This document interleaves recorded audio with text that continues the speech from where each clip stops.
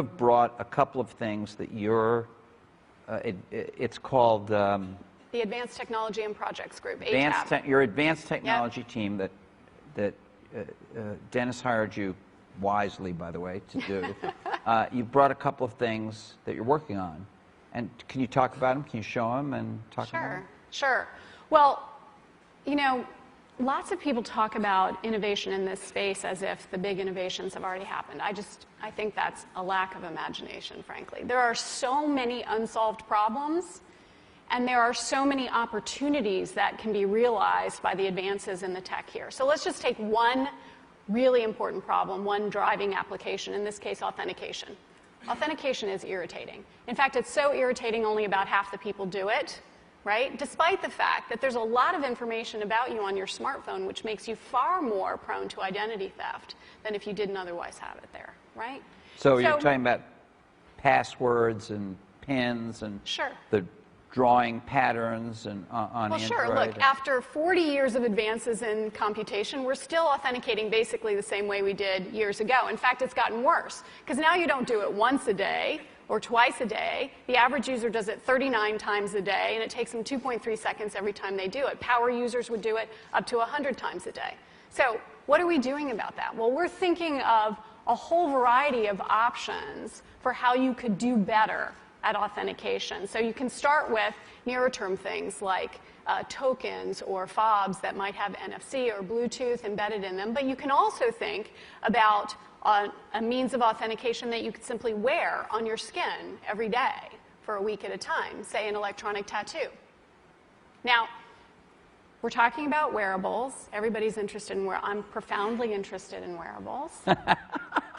And what I will tell you is that there are we've made a lot of advances in wearables, but there's still some fundamental problems that we haven't solved. Like, one of them is the mechanical mismatch between humans and electronics, right? So electronics are boxy and rigid, humans are curvy and soft. That's a mechanical mismatch problem.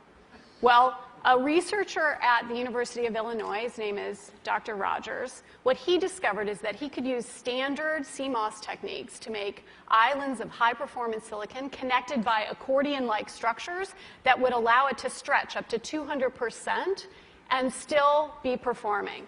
And what he did is he founded a company, and they started making electronic tattoos. So I'm wearing one here on my arm. Do we have a camera to get a... This is a developmental system made by MC10, and it has an antenna and some sensors embedded in it. And what we plan to do is work with them to advance a tattoo that could be used for authentication.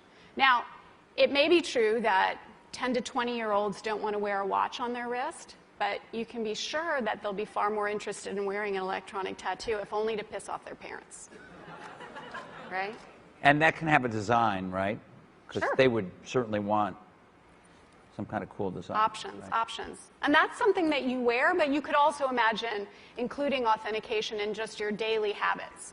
So I take a vitamin every morning. What if I could take vitamin authentication? What?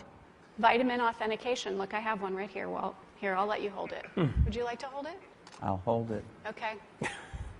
So this... You guys see it? This pill has a small chip inside of it with a switch. It also has what amounts to an inside-out potato battery. When you swallow it, the acids in your stomach serve as the electrolyte, and they power it up, and the switch goes on and off. And it creates an 18-bit ECG-like signal in your body, and essentially your entire body becomes your authentication token. Yes, this is true. Okay, but...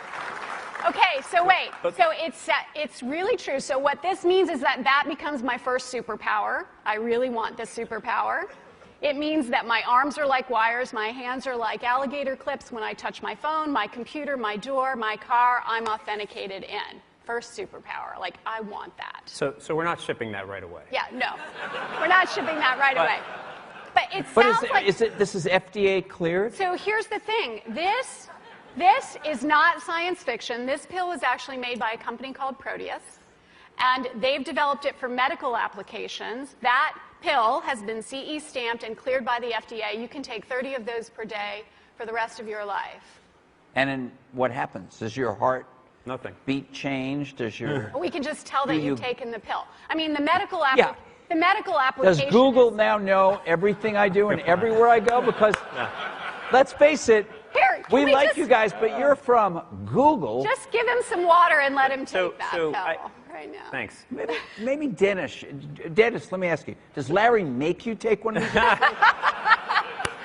It's optional. So we Optional. so we actually have demoed this working and authenticating a phone. Yeah. So this isn't like total. It actually science fiction. does authenticate. And again, this Well, isn't. there's a lot of this work to isn't- do, yeah. This isn't stuff that's going to ship anytime soon. But I think having the boldness to think differently about problems that everybody has every day is really important for Motorola now. Yeah. And there's a lot of people now. Again, we're trying to get the company in that mindset to think big again. And it's early, but we're excited about where it's going.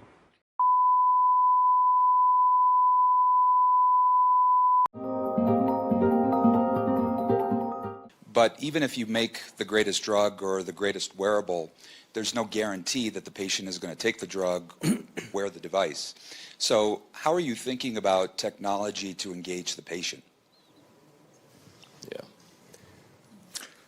Again, maybe I will use an example. I think it's fascinating what's happening in this field right now. I mean, FDA approved the first electronic pill, if I can call it like that. So it is basically biological chip that it is in the tablet. And once you take the tablet and dissolves into your stomach, sends a signal that you took the tablet. So imagine the applications of that, compliance. The insurance companies to know that the medicines that patients should take, they do take them. It is fascinating what happens in this field.